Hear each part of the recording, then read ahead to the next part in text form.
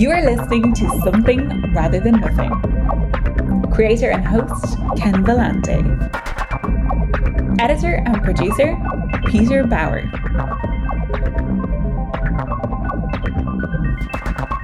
This is Ken Vellante with the Something Rather Than Nothing podcast, and I have Jakub Ferencik. Jakub, I had to look up and see when you were on the Something Rather Than Nothing podcast. It was back in episode 60. We're up towards episode 130 now. And I remember distinctly our conversation and, connection we made about talking about philosophy.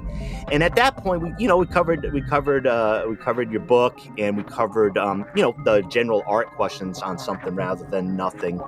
But I wanted to welcome back on, Jakub, and get into, you've been a busy thinker.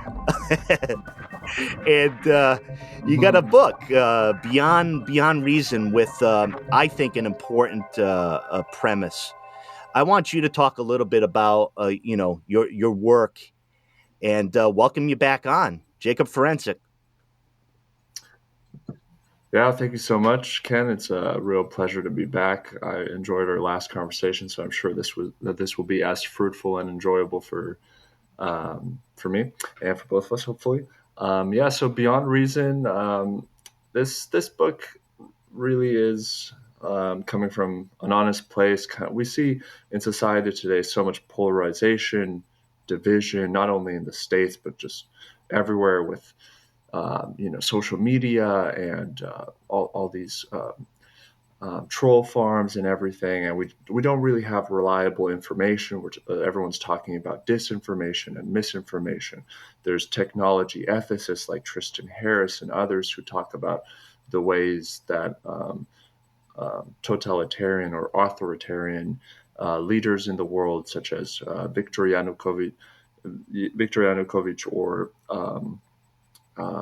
Putin and Orban and Law and Justice in Poland, all these parties everywhere, utilizing social media to stir polarization, domestically in their countries in Eastern Europe, for example, but also in the States, far away. So there's this kind of like cyber warfare.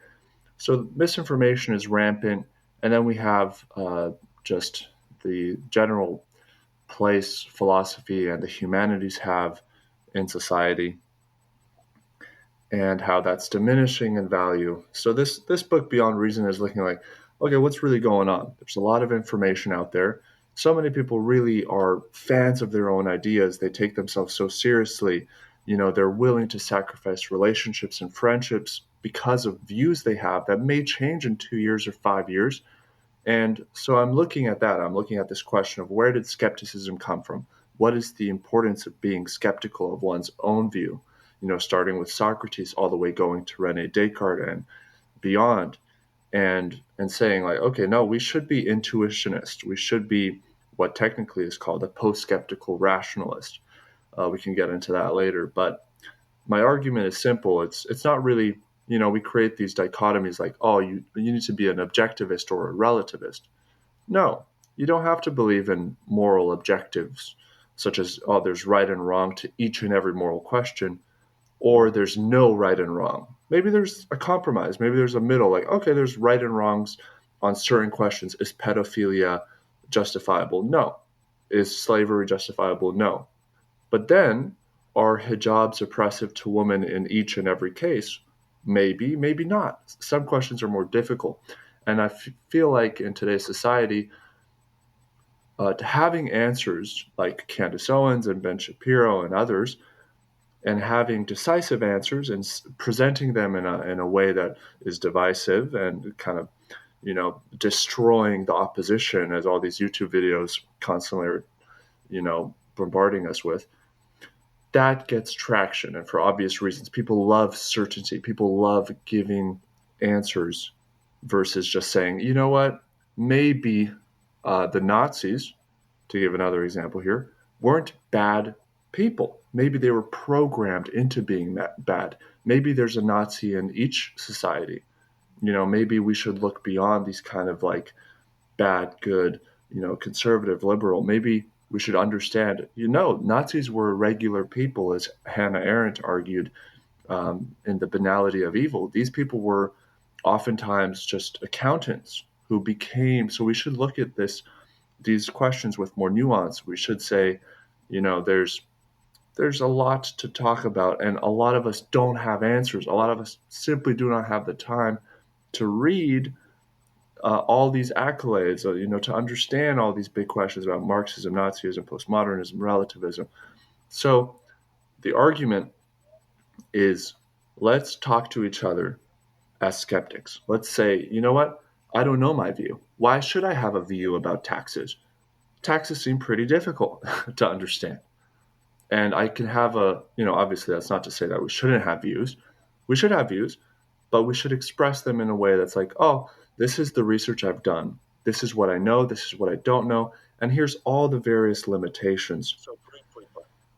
So briefly. Yeah. Well, and it brings up a lot. And I know in listening to you discussing your work on other podcasts, I mean, it really broaches a lot of questions. And I think one of the first ones I'm wondering about this is there something different going on right now? Because this one of the questions I've been considering for a little while, right? For me, I'm born of a certain age. We're sharing the earth at the same time and seeing what we're seeing. What has happened around discourse or philosophical questions, or how do we discuss political questions, has changed so radically. And it's changed so radically amidst the pandemic and amidst emerging technology of how we get news and what type of silos that news in. All that's changed. So one of the things I wanted to ask you as a fundamental question, Jakub, is there something different going on now, or is it just kind of this kind of breakdown that we've seen historically that just manifests in itself in a different way? It's a really good question. It's a really good question. I think one of the things I've noticed is that people tend to present changes in society as doomsday observations. So they say, oh, look at the rise of social media, what it's going to do to teenagers, what it's going to do to information and all these, like the institutions, how it's going to harm media. And I think some of that is correct, but we need to look at similar arguments when, for example, the printing press was being developed in in Gutenberg. And a lot of people were saying, okay, there's going to be a lot of alternative journalism. There's going to be a lot of criticism of the monarchy that's going to be able to publish. And there were a lot of arguments against having a printing press. And now we know, looking back, the printing press is one of the best inventions for society. And sure, information, having widespread information and having kind of a democratized access to publishing information has some of its setbacks. Like, yes, you can publish, gross forms of pornography. You can publish incorrect assessments of the world, political events, like alternative journalism, and all this stuff. But then there's also good that comes with it. Democracy in the end has its positives and negatives, and that's why people like Plato were against democracy.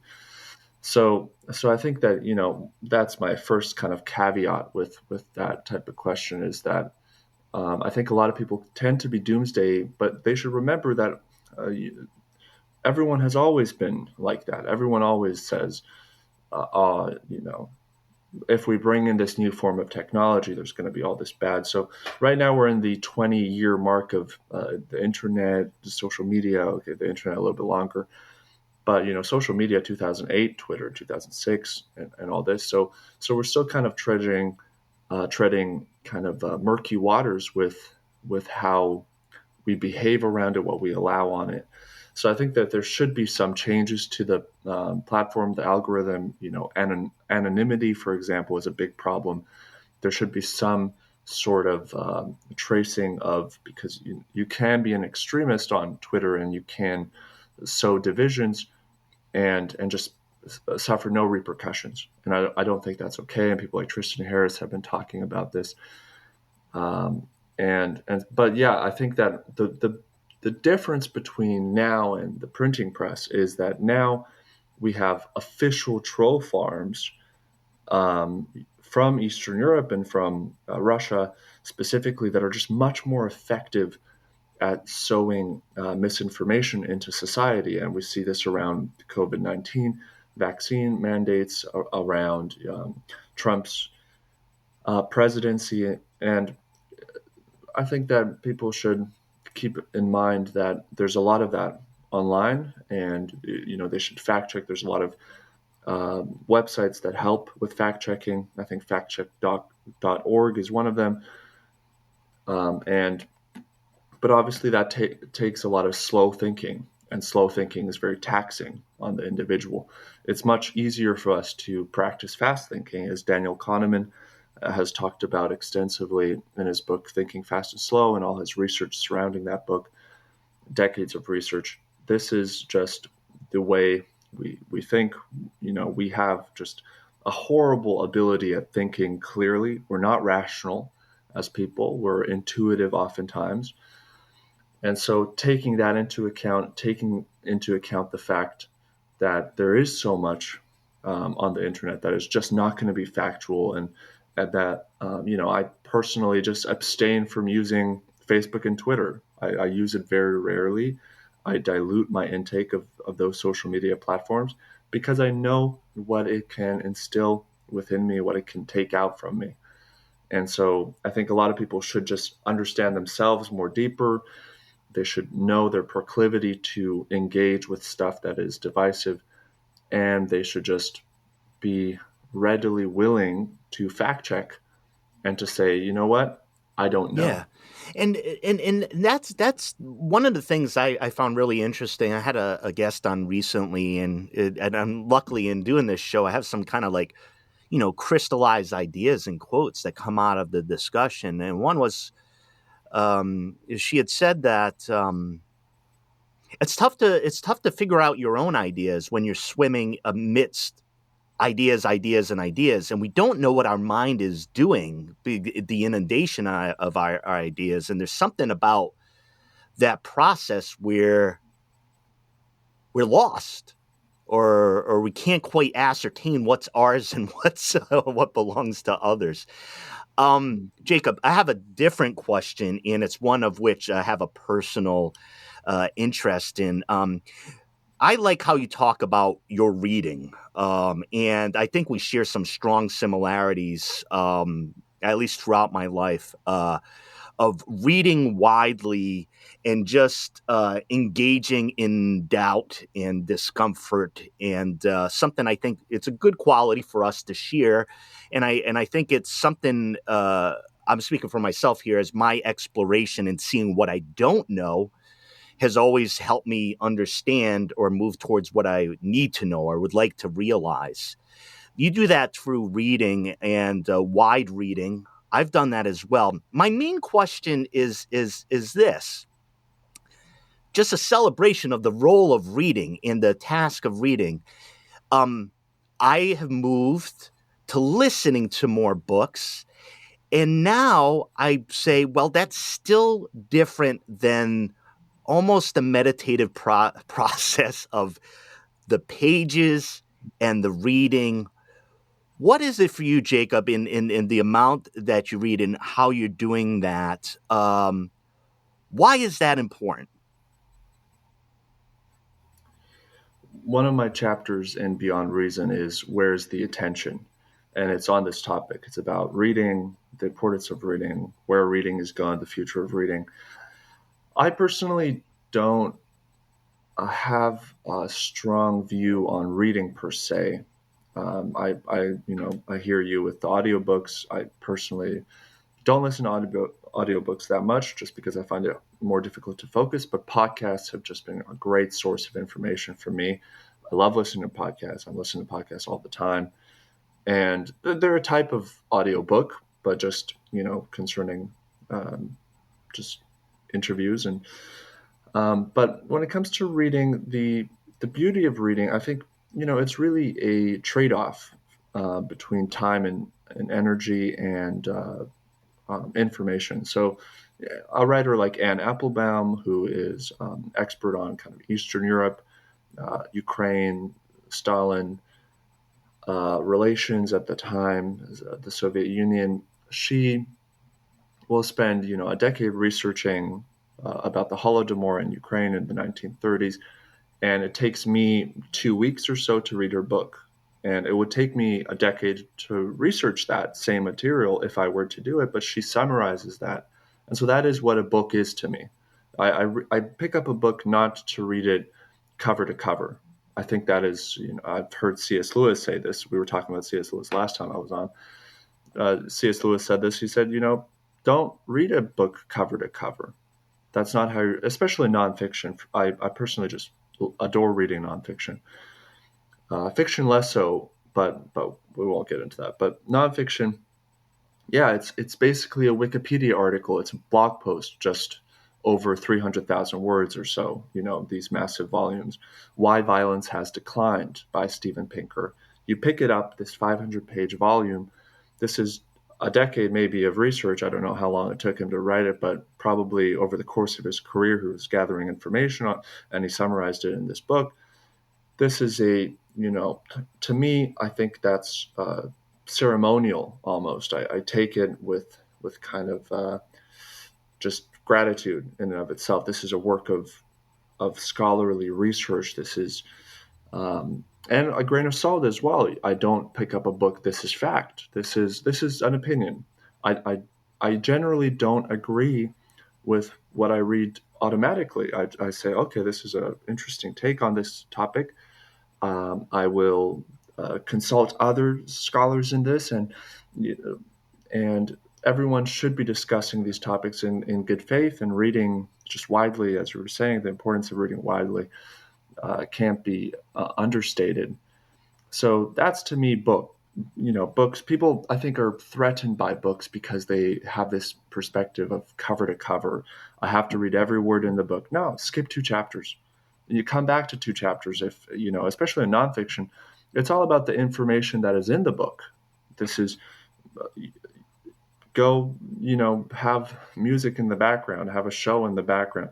However best you can absorb material on a topic you're curious about, that's the best way to read. And I think I've noticed this myself from just like a more everyday benefit of reading. I think people become more interesting. They have a lot more to say, and they become more engaged with society, history. They become a more full kind of person. If you know the difficulty of establishing a democracy and how long that took, and you appreciate more the ability to engage in a democracy and to vote and to have representatives and to keep those representatives accountable by interacting with them over email or mail, or even going to visit your local MP as you can in England, for example, and talking with them about your interests and how they're maybe serving them, maybe not, maybe complaining to your MPs about things that are going on.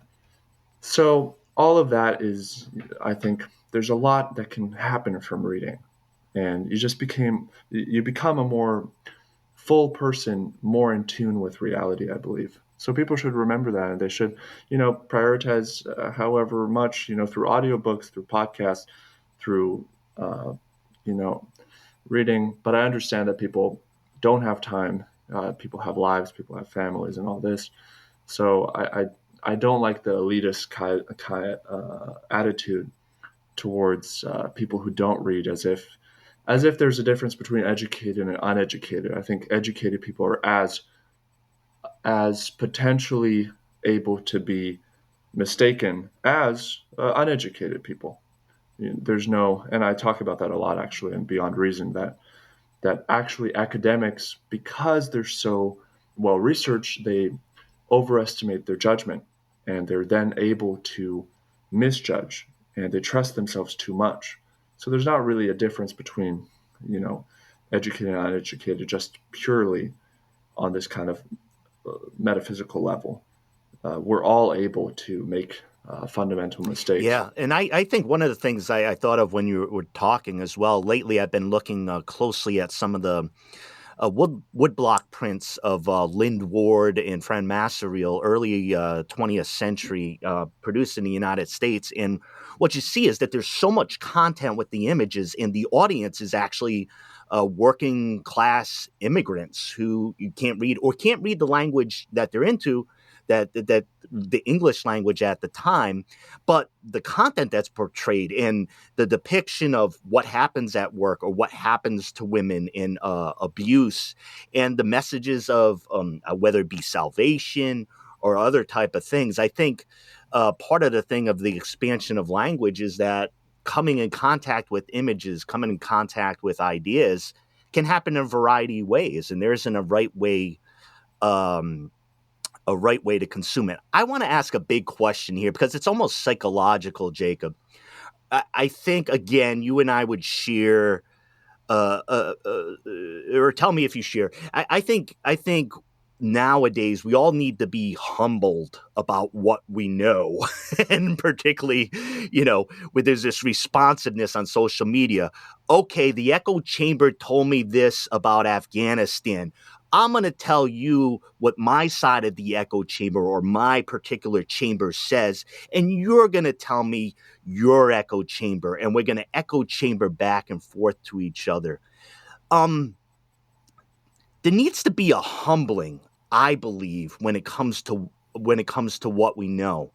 I find it difficult at times when people ask me questions and they think I might know the answer, that I would respond with, well, this is what I have a tendency to believe. Here's 3 other ways you can look at it. And people at the end are kind of like, well, which one is it? So I'm comfortable in humbling and unlearning.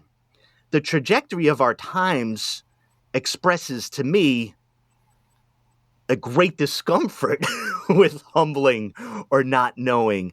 How is this tension resolved? If you and I are saying there needs to be a humbling about what we know, how do you do that, particularly when the pervasive push is to express your belief in what you know? I mean, I could only talk about personal experience. I think it's a fantastic question. Personally, as you know, before we talked about on our previous podcast, that I have a Christian background. And I remember what it felt like to have that fervor of persuasion. There's a heaven, there's a hell. Jesus Christ came to die for my sins. I want others to know about this good news. And so I would talk about that. And I was 16, 15, so I was a teenager. But I was reading widely on Christian literature, doctrine, and stuff. And I had that persuasion. This is very true. There's no way. Christian apologetics, all these smart intellectuals from Yale and elsewhere who give you arguments and have arguments from authority that you can then appeal to. I had that. And I remember that zeal. I look back at that, and the only thing that helped me get away from that, well, there's 2 things. One was experience, being exposed to people with different experience from different fabrics of life, different countries, cities, moving to Oxford and just living with a lot of people from all over the world. That gave me this broad sense of, whoa, so people really think differently. If they're from Spain, if they're from Australia, Canada, South Africa, they have a different kind of perspective because they had different experience being raised up, that nature versus nurture debate, right? And secondly, what gave me a more broad perspective is reading. I remember reading Peter Watson's Age of Atheists when I was 18 or so. One of the first kind of books on atheism that I read. And the book, The Age of Atheists, I think that's the American version. I think the British version is different. It summarizes the development of atheist thought from the Greco-Roman world to the 20th century and the new atheists, Richard Dawkins and all these guys. And I just remember being surprised with the breadth of what was going on. Because as a Christian, I just thought, atheism, this is this new strand of intellectualism in the 20th century that came as a result of all the evil and suffering in the world wars. and people not being able to cope with it and not being able to believe in a benevolent creator. And so I took that as, okay, atheism, the Albert Camus and the existentialists, and how they experienced all this suffering and they went through depression, and so they were atheists. So that was my understanding of atheism as a Christian, which was just, completely flawed.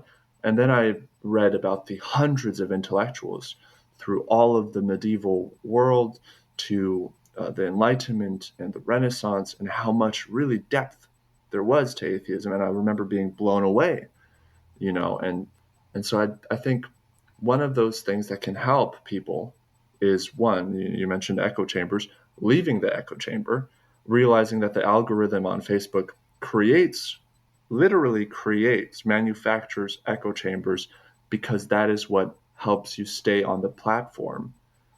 They need your attention. They're fighting for your attention. So they push content that will outrage you so that you engage with it more. This is just the way the algorithm works, one of the ways it works. And realizing that, leaving the echo chamber, there's a reason these CEOs don't allow their kids on these platforms.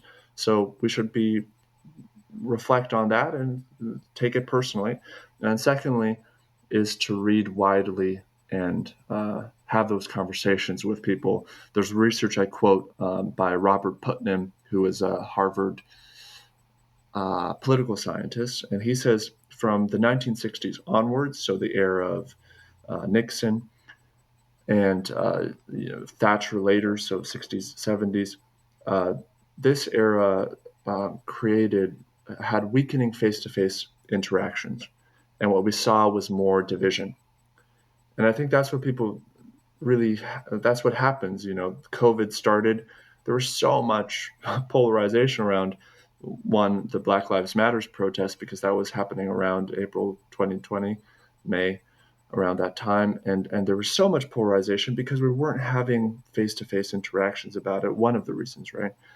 And then when you really sat down with these people and you talked to any side of the political aisle, whoever was on it, and you said, "Oh, what's your view?" I would often be actually, my breath would be taken away from me on how nuanced their view would be and how it wouldn't be straightforward. But on social media, they were represented as, "Oh, you're not protesting? That means you're racist." And then in person, they'd be like, "Oh, you know what? There's a lot of things going on and it's difficult." And so that's just one example of how face-to-face interactions really help in demystifying the opposition, creating nuance. So those two, I think, read widely and experience life. Yeah, Talk to yeah. people. And one of the things I wanted to just chat with you a little bit about is Christianity. But in the sense, one of the things that I want to tell you, one time I was astounded. So I ended up having a scholarship in studying philosophy at Marquette University, which is a Jesuit school. I had never been to a private university. I'm a city kid from out east, and I had to take Aquinas. And this intimidated me because when it came to the tradition, I was much more engaged and understood Plato more. I was baffled by Aristotle, or had deep difficulty engaging with Aristotle. And when you get to Aquinas, which is the kind of the ideological patron saint of the Catholic Church, I had very, very narrow views about what I would encounter. But for me, it was a very dynamic process that stunned me. And by that, I mean, I began to view the project that Aquinas was up with Aristotle, like rescuing Aristotle, the kind of like very earthbound, not up in the clouds like Plato was, him being brought into Catholic philosophy, where the natural push historically was always towards Plato. His ideas seemed easier to adapt to Christianity, to Catholicism, Christianity. The other pieces that I found astounding was that Aquinas was engaged with Muslim scholars, and not just engaged, he was openly writing about arguments of Avicenna and Averroes, the Western names of particular philosophers, engaged with them, seeing them as somebody, as an interlocutor to talk about at the time that he's trying to bring this heathen Aristotle, this heathen Greek, into the annals of Christian thought, of Catholic thought. It blew my mind because it pointed to a dynamism that, yes, Aquinas is doctrinaire at the end of the day. There's no doubt about that. He's arguing for the faith, but the dynamics of how he engaged is what astounded me, in that it didn't feel like it of course historically ignored certain things, but it didn't ignore Muslim thinkers. It didn't ignore a philosopher, Aristotle, that everybody said, what are you trying to do to rehabilitate this guy? So I was shocked by the dynamism within it, and it felt out of time. Do you think in some of the things you've encountered that there is that there historically with maybe some of the traditions? And if it was, is it still there, or where did it go? Yeah, the connection, I think you're right. Thomas Aquinas did reintroduce rationality to Christian dogma. Plato and early Christianity had a lot of overlaps, and I think it was specifically Augustine of Hippo, who was another kind of patron of Roman Catholicism. He said that if it wasn't for these metaphysical things, like mainly belief in God, Platonists and Plato specifically are a straightforward adaptation of biblical doctrine. So a lot of Platonists, he thought, would be Christians if they were alive in the 4th century AD. So yeah, you're right. But a lot of Christians, Augustine specifically, and all of those guys around his era, they detested reason because it was anathema to the faith that was needed from the Christian church. And Thomas Aquinas thought that, he developed his 5 proofs for God, and he reintroduced Aristotle, who, you're right, had a more materialist kind of understanding of events, whereas Plato was much more in the clouds. And Thomas Aquinas, introduced rationality to an extent that a lot of people were uncomfortable with, and he borrowed from Syriac and Arabic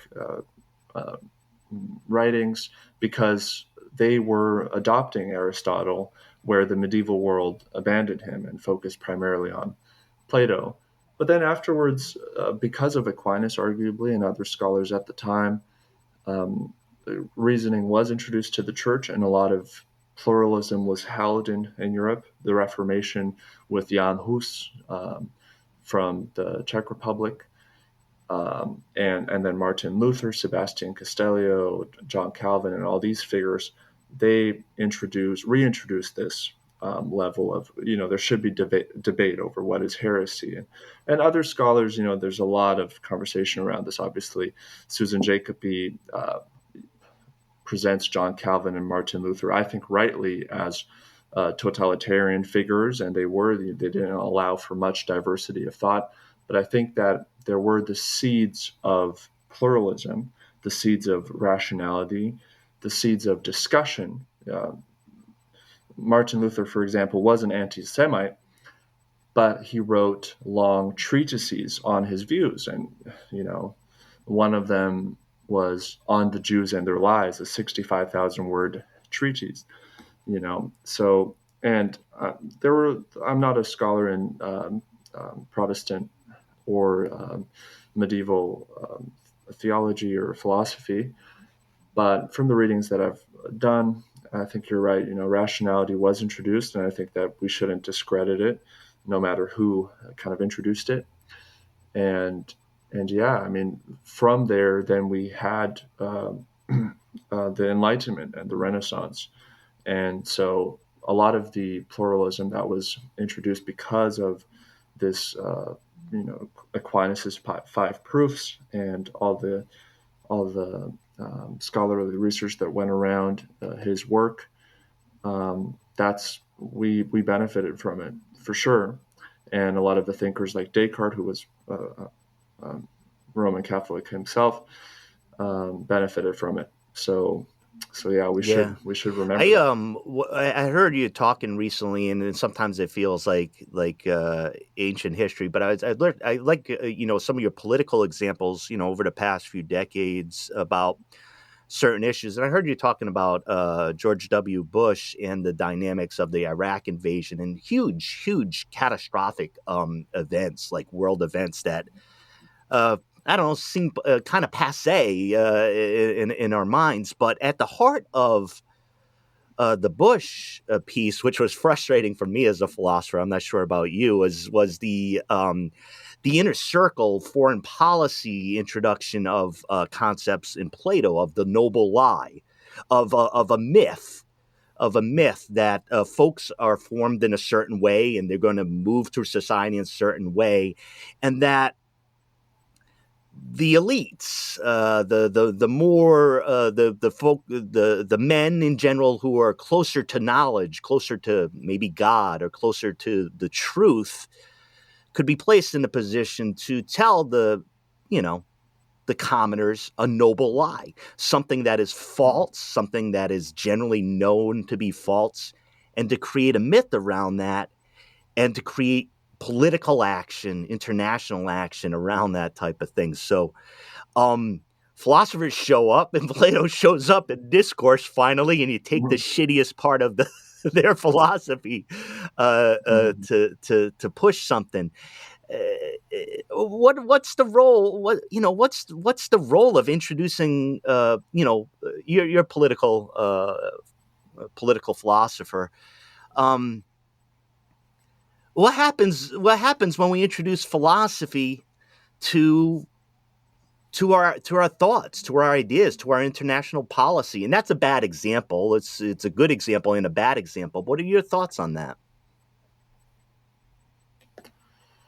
A lot of things can happen, as you're saying. What tends to happen is sometimes people bring bad ideas from philosophers, such as the noble lie, or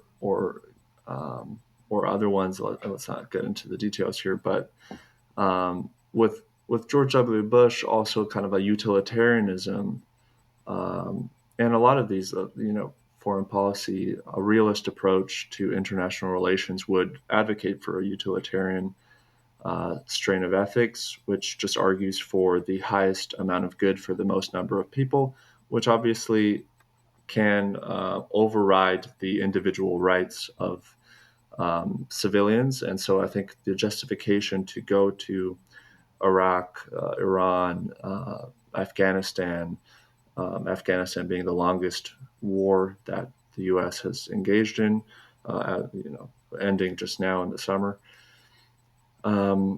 These were, you look back at them and they're really puzzling events. The justifications for going into them seem to be this mythification of pure evil, that once again, this opposition is, where these George W. Bush's whole cabinet at the time, the Oval Office in general, was adamantly Christian, fundamentalist, evangelical. These were people who were praying on Wednesdays or whenever it was for guidance, which is just another way to, you re-invoke gut feeling, as Joseph Heath has argued, for example. And you see that with his George W. Bush's just perspective on life. He would have a strong certainty. He's one of my examples of a persona that is harmful in a high position, such as the Oval Office, because you have that type of certainty, inability to second guess your views. You may be living a comfortable life or more comfortable, and you may justify invasions and drone strikes. But if you were really to reflect on your actions, you'd see, you know what, maybe possibly all of this is, the good-bad distinction. Once again, maybe I'm somewhere in the middle zone. Maybe I'm not this good person that I see myself as. Maybe these drone strikes are completely uncalled for. Maybe our investments in this part of the world are not conducive towards any type of harmonious living that I masquerade under. So that's my, this kind of foreign policy in general, to talk about, philosophy bringing into foreign policy. I think what happens generally is that you can see overlaps between these harmful strains, or not necessarily harmful, but in philosophy, strains that you would criticize a lot. Like utilitarianism gets a lot of criticism. Peter Singer and other thinkers who are utilitarians, they get a lot of shit for their views. And, and then you have people like Barack Obama. I think he was a very good president and actually quite a good scholar. But it's hard to see him and justify his utilitarian position on foreign policy, the way he acted towards the drone strikes, a lot of which seemed to just be completely unnecessary but complex topics. And I think that people who are really engaged in politics would be able to talk much longer about that. I have a question for you, and it's on the idea of rationality and one of the pieces in thinking about some of the things you said, because it prompts a lot of thought in my head. For me, I've had a history in studying philosophy of choosing the annoying philosophers, gravitating towards the annoying philosophers. And by that, I mean your Nietzsche's and your Kierkegaard and, the existentialists, yes, of Hume, arguments cutting against typical notions of causality. And, I've studied these in the institution a lot at the university, and have developed close intellectual relationships with some and just unnerved others. There's this sense, if you are, I adore Kierkegaard. I am agnostic. I connect strongly to the personage of Jesus Christ, but I have no connection, no heart feeling, no rational feeling towards the higher up. There's this sense when you connect with these folks, it might be emotional, it might be intuitive, it might be aesthetic, it might be Nietzsche talking about the Greeks, Apollo and Dionysus. There's this sense that you're a lazy philosopher and you're doing it wrong because of the dominance of rational thought.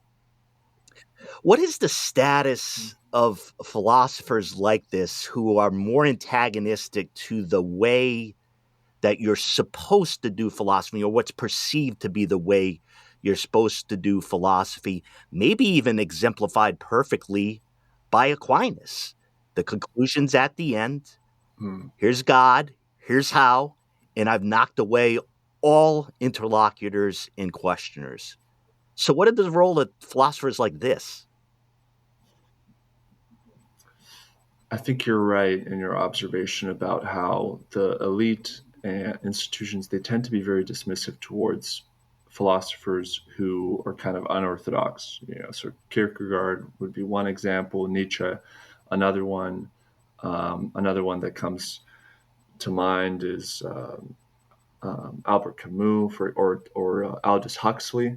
Aldous Huxley would probably be a perfect example of this. Someone who talked a lot about psychedelics, doors of perception, and he was a very equipped thinker, but didn't really gain mainstream precedence in the academia because I think they don't engage with the topics, or with kind of a progressive philosophy, touching on the thinking of the day and kind of trying to expand on that, which thinkers like Robert Nozick and Thomas Nagel were doing, in political philosophy.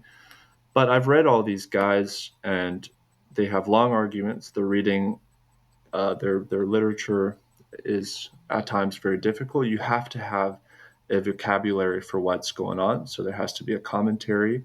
You can't just start reading Thomas Nagel's political philosophy and for the average person and really make sense of anything that he's going for.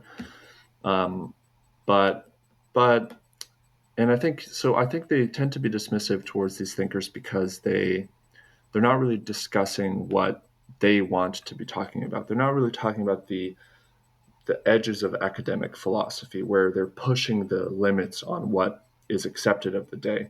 So to use like one example, um, uh, let's see here. Um, I wouldn't want to get too much into philosophy here, but yeah, Wittgenstein is an example of someone who was an unorthodox thinker. I was reading some biographies on him the other day, and I kind of became semi-obsessed because I couldn't understand him at all at college or at uni. I just was reading. I have no idea what this person's on about. These logical positivists with their new language meant for philosophers and how language dilutes in general, and they need this new language because they need to talk about facts objectively.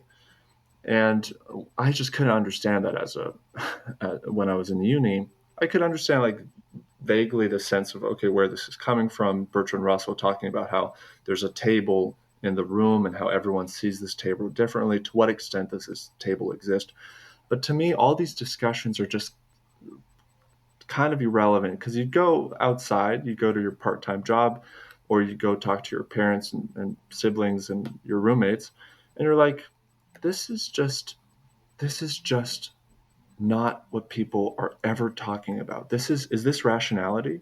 Is this what it means to be a thinker, to be the most equipped thinker, right? Because philosophers and people, members of the humanities, these are the people who are the most equipped. These are the full-time thinkers of our day.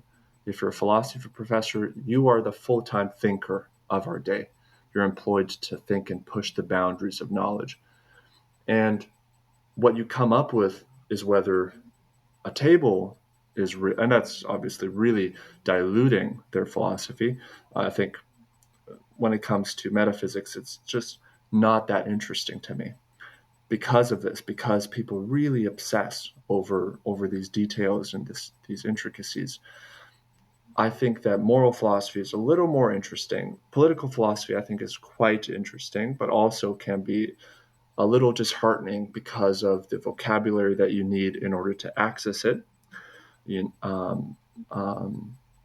so in general, I have these problems with. Now I've graduated. I switched my major from philosophy to political science actually just because of this. I just thought that political science would have me more engaged. I did that in my last year at uni, so I had to take more classes for this.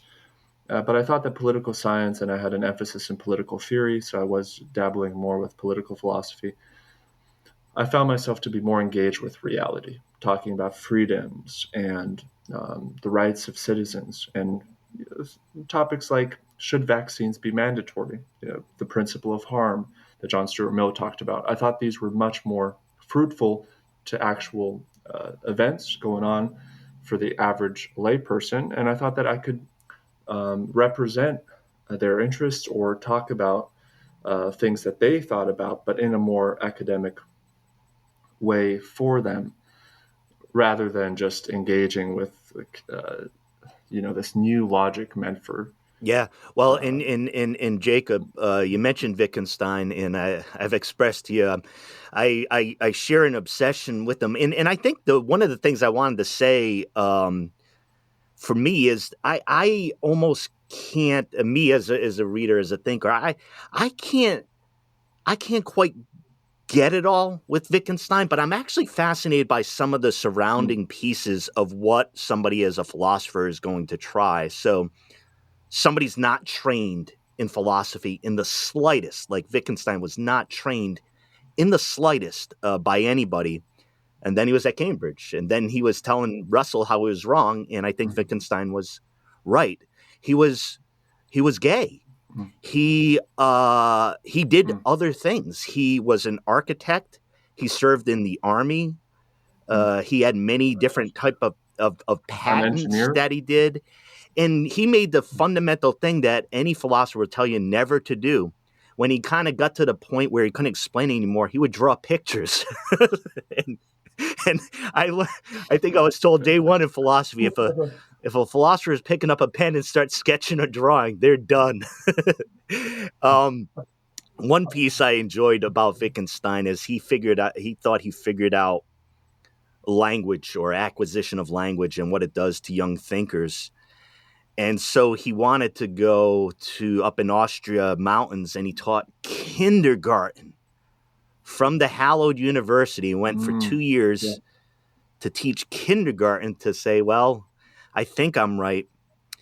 Wittgenstein was ill-equipped to deal with young children who could not understand a single thing he was saying, and he was run out of town. He's almost an example of that kind of idiosyncratic, where do they fit in?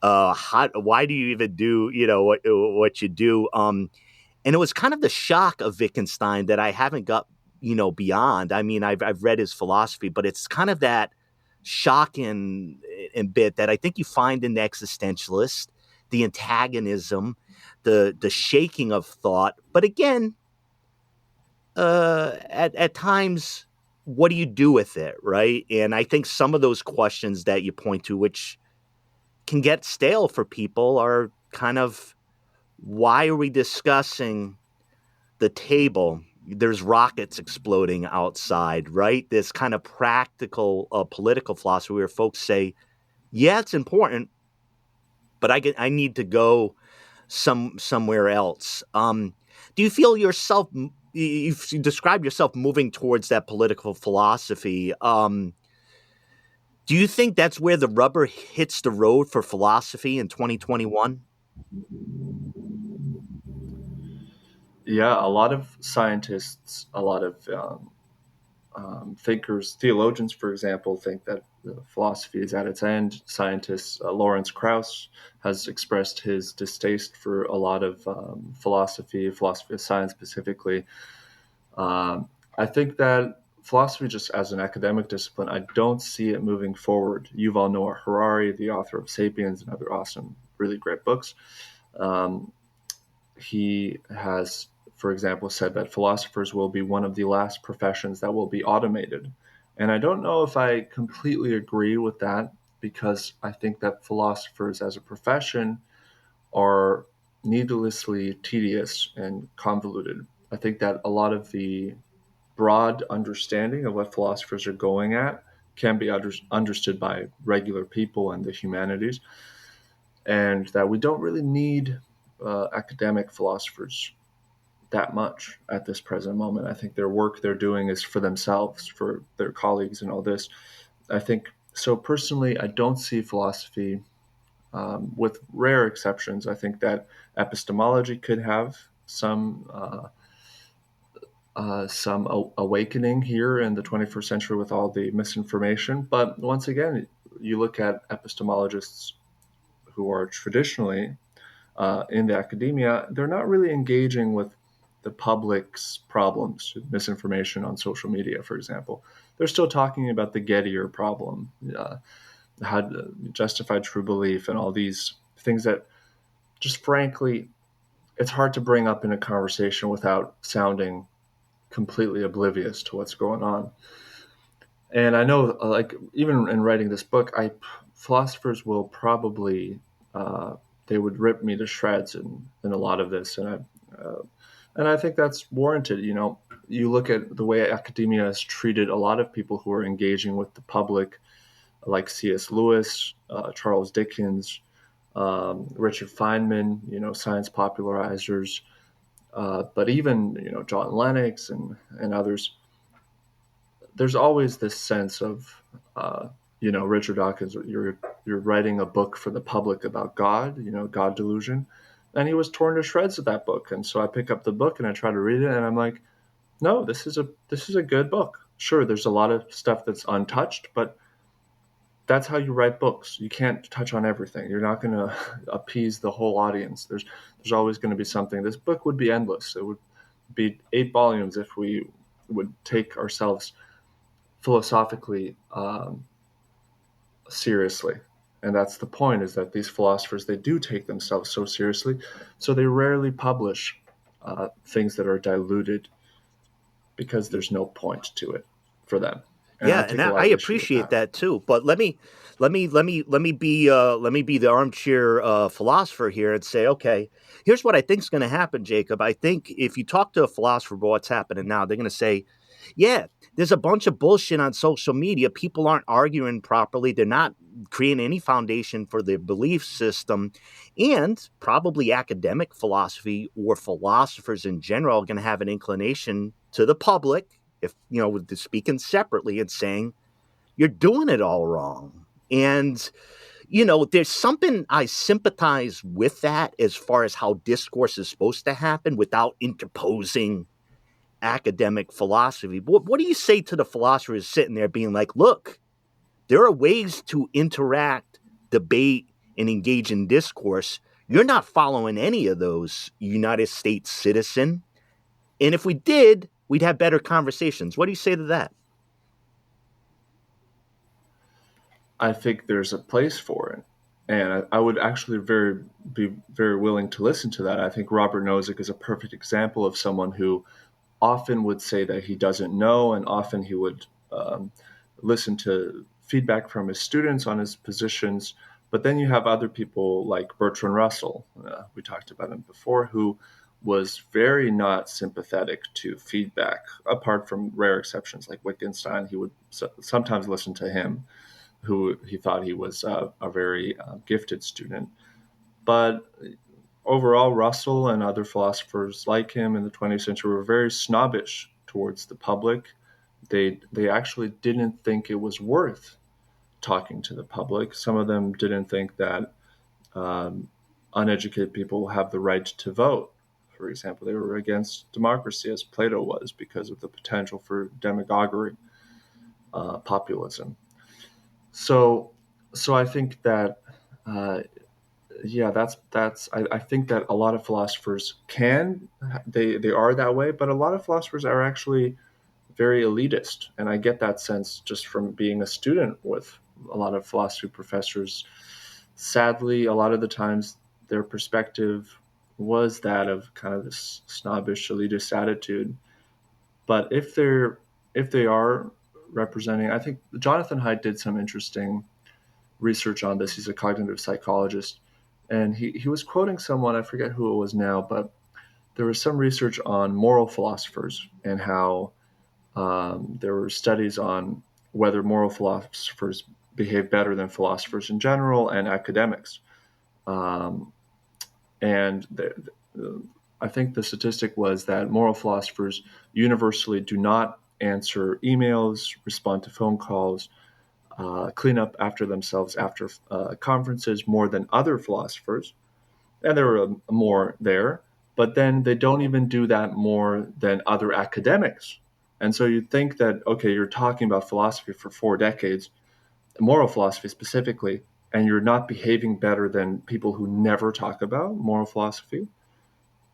So that's and Jonathan Haidt's conclusion from that was that there's no way to design an ethics class that will make others behave better. We're just not that way. And I think I agree with that. It's like, Yeah. And thanks for that. So on the podcast itself, here I've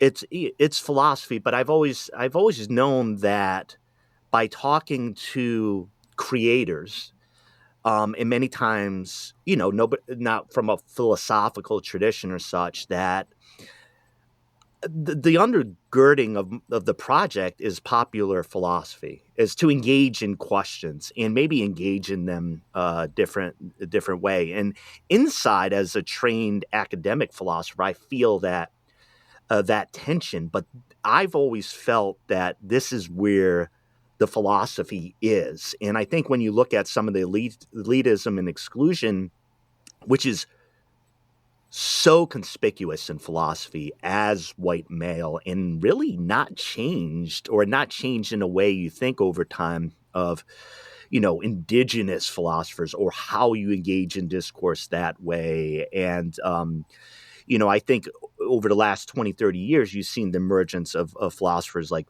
bell hooks and, kind of recognize philosophers and diverse philosophers. But it's a very white, a male field. And I think when you talk about philosophy and you open it up and you kick it around and you ask, what is art and these type of questions, it opens up for some of the things for me and for the person I'm talking to of honestly getting a philosophical answer in a way that I don't need the answer the right way. You know what I mean? And I don't know that right way. Yeah. What happens, do you think? What do you think happens when you talk with folks in a philosophical way, not standard academic philosophical way, and engage them that way? Is that something intuitive for folks? Do they like to do that? Is that part of their makeup? I think people are very nuanced. I think people do respond. Everyone has natural inclinations towards thinking about uh, right and wrong, and towards thinking about whether a God exists, or what's the conception of time, what's our relation to society, uh, what's our rights and freedoms, how do they exist, is slavery wrong? And we talk about all these things with the vaccine mandates. To what extent should my freedoms trump the freedoms of others? And do I have a responsibility to protect the collective, or is the individual? Everyone thinks about these things. That is philosophy for the masses. And I think some of the interest in religion is because of that. A lot of people are religious all over the world. I think it's probably more likely to be religious if you're born randomly than to be secular, although I wouldn't know specifically about the statistics, but my intuitions say that that's likely the truth. And I think some of that is, the churches, specifically evangelicalism, are philosophy for the masses, I feel like.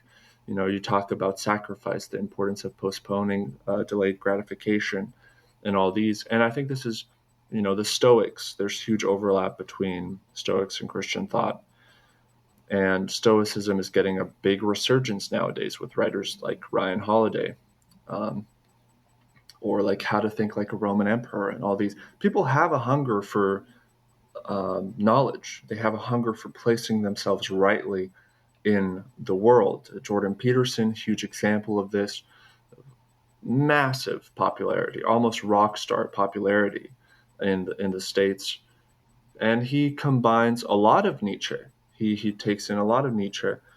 He takes in a lot of Jung, a lot of psychoanalysis into his writing, into his speeches. And I think one of the reasons why he's so popular is that people didn't really do that at such a grand scale. People were, the academics were very much in their ivory towers, and you sometimes had people branching out, Bertrand Russell, but even Bertrand Russell's branching out did not seem as genuine as someone like Peterson or someone like Sam Harris, who has a PhD in neuroscience, has a philosophy background from Stanford, his undergraduate degree, and has spent long years meditating, engaging with Eastern philosophy. And he is quite popular. And so, the Steven Pinkers of the world, the Robert Sapolskys of the world, there is a huge resurgence for knowledge. And so that's why I'm not doomsday about the place of philosophy. I think that this type of philosophy, the surface, the scratching of the surface philosophy, that stuff is necessary for the public. Everyone is going to think about these questions. Academic philosophy, I find, is a little more tedious, gets a little too bottled down into the nitty-gritty words and premises and conclusions. And yes, I think there's nice to have that kind of formatting, as you were mentioning before. But I think that people want to engage with things that are simpler, presented in a simple way. And I think that's how we communicate. So it makes sense that that's how we want ideas to pop out from pen and paper. Yeah. Thank you. We're talking to Jakub Ferencik, and hey, Jacob, I think you're my studio philosopher. I'll keep pulling you in here as we really expand out. I wanted to mention something curious little thing. thinking about political philosophy and talking about things and having brought up Wittgenstein, for me, I've always found that I like what Karl Popper does in Open Society and Its Enemies. I've been critical of what I think is a misread at times of Marx and Plato, but I think what Popper's primary objective there is to say there are these type of thoughts that create an absolutism. You'll find it in Plato, but you'll even find it in Marx, where in the theory of historical materialism, this is where the world is going. This is science, feudalism to capitalism to socialism to communism, that there's this absolutism to it. And I find it's just so curious because when you look at Popper and you look at Wittgenstein, two very different philosophers, you also come to the point of Wittgenstein's Poker, a book about the confrontation between these two, where Wittgenstein threatened Popper with the poker, and I see so much philosophy behind that strange collision. But I think that's for me, it's almost an analogy or a real life event that has to do around a lot of the political questions or the methodologies between the two. And I know I brought up Popper before, but do you have a problem, or do you see that a critique of philosophy in the sense of the universality that it presents? And you talked about Christianity as well. If you have an answer, if Jesus Christ is the truth, if Aquinas's structure about Roman Catholicism and why God exists is the truth, are those things possible? And is it right for Popper to take swings, or anybody to take swings at that, if that is there, the absolutism?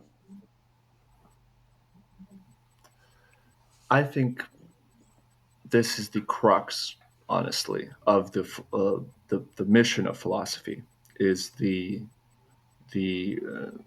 human tendency for needing universals. It was just the way for all of history. You had to have universals because we were living on this planet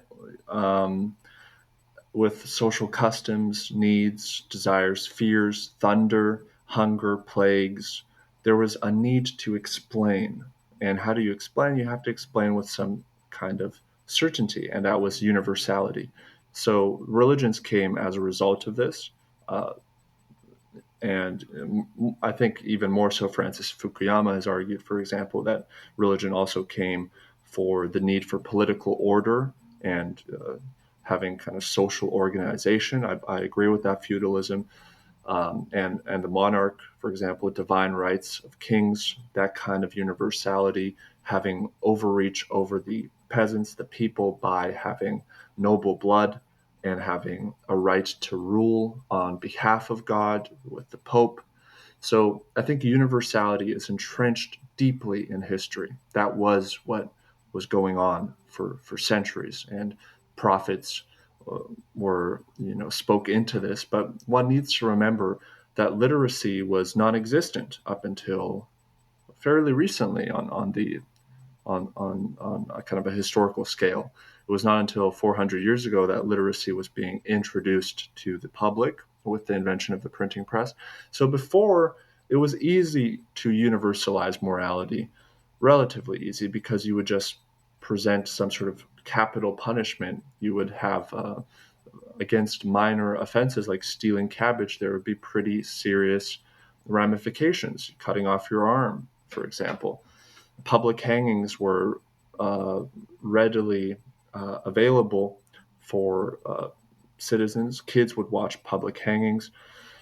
And that was, once again, that need to enforce a morality. And colonialism, slavery, the European Western philosophical message, that was that of universality.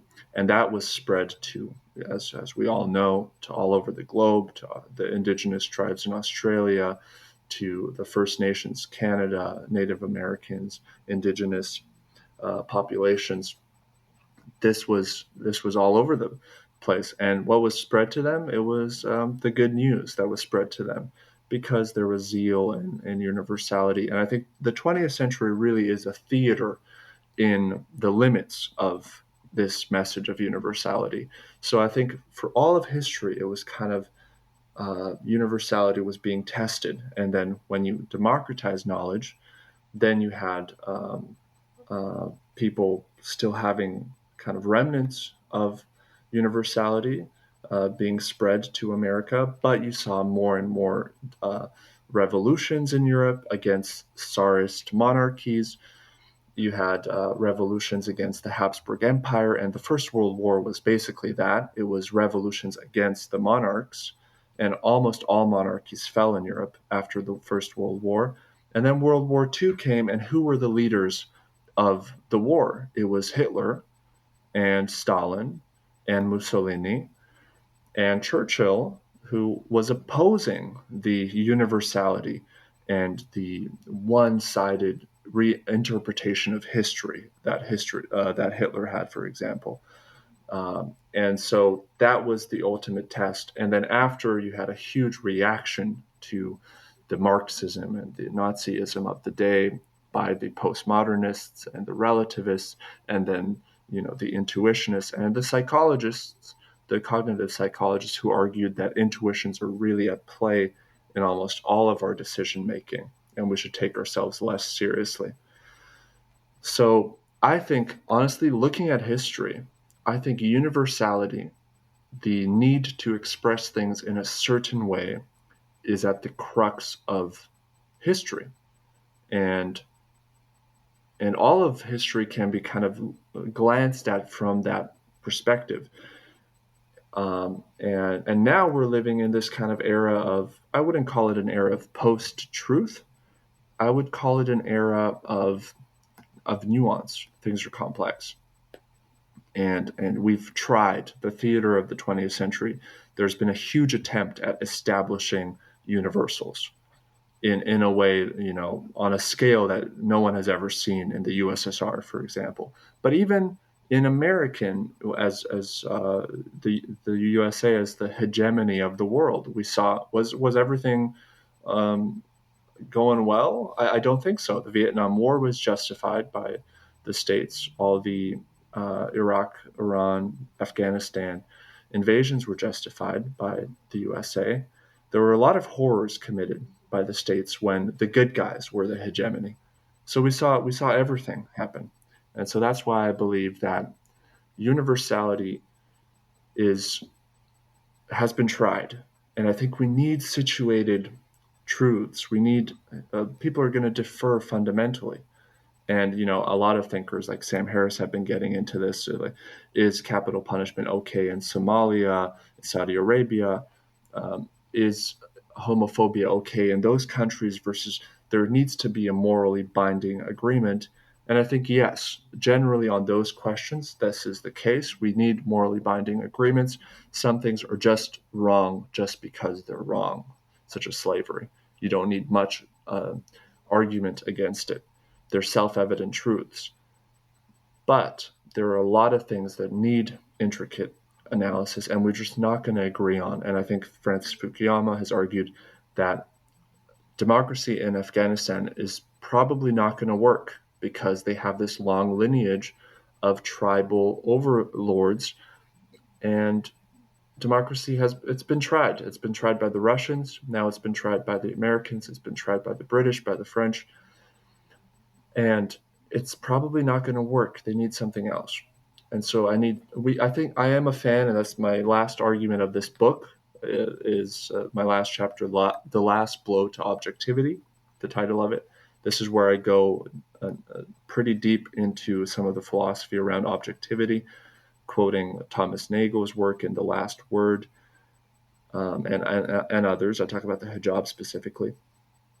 And yeah, I see the solution is to say that we need situated truths, and we've overestimated universality, and we need to get rid of it. Thank you Thank you so much, for the discussion. I mean, I mean, for me, I'm engaged in a lot of things you're thinking about, and one of the things I wanted to do a little bit that might be curious is just mention at the end here some of the things that I was referring to. I think um, a lot of this discussion's been informed on things that I've encountered, and just for readers who might be looking at, thinking about, connecting with, philosophers that have been influential for me. Again, Saint Thomas Aquinas that I referred to on being in essence. Aristotle, of course, there's many works by Aristotle. I've always found myself being able to, because Plato, in my opinion, is such a brilliant writer, and I adore brilliant writing. He wins me over, and I get carried along by him. Karl Popper's The Open Society and Its Enemies is a 2-volume argument against what he calls historicism, or an absolutism about what's going to happen in society, and how humans respond to when they believe they have the truth. Soren Kierkegaard, Fear and Trembling, the concept of anxiety. Nietzsche, The Birth of Tragedy for Art, in the Apollonian and Dionysian, Thus Spoke Zarathustra. And one piece I had mentioned, and were the Islamic commentators, around Aristotle in Aquinas, Avicenna, Averroes. And as you point out, Jacob, that engagement with Aristotle in that tradition. I mentioned some of these things because I was thinking of the idea of, even on the internet, like, what ideas are our own and how are we influenced? I love to be able to talk about the things that I've learned and the things that have informed me. I appreciate your writing, Jacob. I appreciate your thinking, and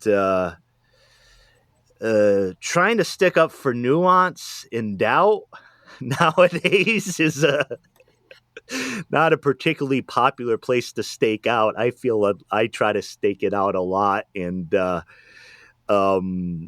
want to thank you, and I just wanted to open up maybe a similar type of thing. I'm interested in the books you encountered, just books per se, and books that have engaged your thought. I wonder if you could lead us, some of the things that you have referenced and mentioned that have been important for you in the development of your thought. Well, all of your examples were great books, great writers. I think they've influenced society and moved us forward. I would add some more footnotes with perhaps some contemporary writers that people could be interested in. Ken Malik, I think, is just an incredible thinker. He's written one book in particular that I benefited from, The Quest of a Moral Compass. I love his work. I would further recommend Jonathan Haidt. His book, The Righteous Mind, was very influential on me. Bobby Duffy, Why We're Wrong About Nearly Everything, I believe the title of that book is. Joseph Heath, Enlightenment 2.0, Restoring Sanity into Politics and Everyday Life, I believe the title is. Books like that, I think, anything related to David Levitin, and this type of kind of intuitions. One book, actually, Julia Galef, The Scout Mindset. Fantastic book. Adam Grant, Think Again. A lot of people are writing books on the need for nuance, actually. And you're right, it's a very unpopular position. And that's why a lot of people have been saying, hey, you got to think again. You got to have a scout mindset. You got to, there needs to be a new enlightenment, Enlightenment 2.0. We're wrong about nearly everything. And this is a perspective that we should take. We should think slow versus think fast, to quote Daniel Kahneman. So those are some recommendations I recommend on top of your Yeah, recommendations. thank you so much, Jacob. I find it a deep pleasure to be able to connect with you, our minds to be able to connect and have this discussion. And it's sometimes it's tough to have philosophical discussions, but I mean, we can range and we can talk. And I really appreciate your time, because when I've heard, you on the podcast and you've been here before, and, just also seeing things you post and things that influence you, I find them very valuable, because it's connecting with a mind who has some of the same questions, some of the same doubts about, how we've learned, or what we learned. And, even for yourself, I mean, it's a very humbling thing to say about your background with, Christian thought and some aspects of absolutism, and saying, that's how I thought then. I'm a growing, thinking, person, and we all are. And this is what I think now. And here's some of the reservations about what I had before. Doing that is difficult, because I think we generally want to be right. We want to repeat the same type of things. We want to show that we've encountered some truth. And if we haven't, we got to kind of have to say we haven't found it yet. And that's, for me, that's philosophy. So I got to thank you so much, Jacob. Any final thoughts? If you could let folks know how to find your work, I'm going to open it up to you before we close out. Well, I appreciate first and foremost the kind words, and it's always a pleasure. Likewise, connecting and talking. I find you also very well read in these topics, so it's very rare for me to have actually a dialogue outside of the academic setting, where someone has this kind of breadth of knowledge on these philosophical issues and can quote Thomas Aquinas, etc. But so, yeah, it's been a real pleasure, always is. Hopefully we'll be able to do another conversation in the future. And social media, Jakub Ferencik official, Jakub.Ferencik.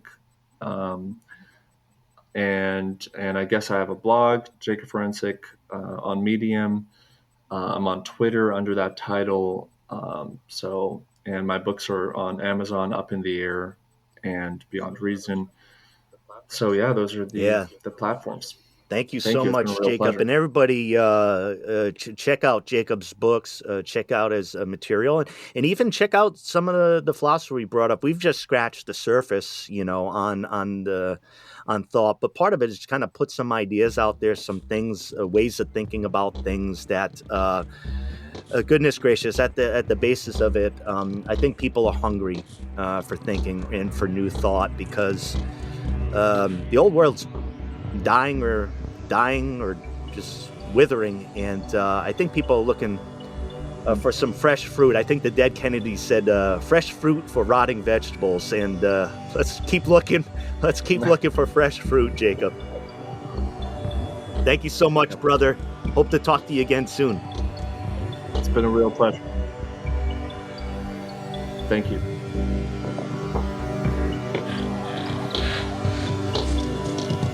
This is Something Rather Than Nothing,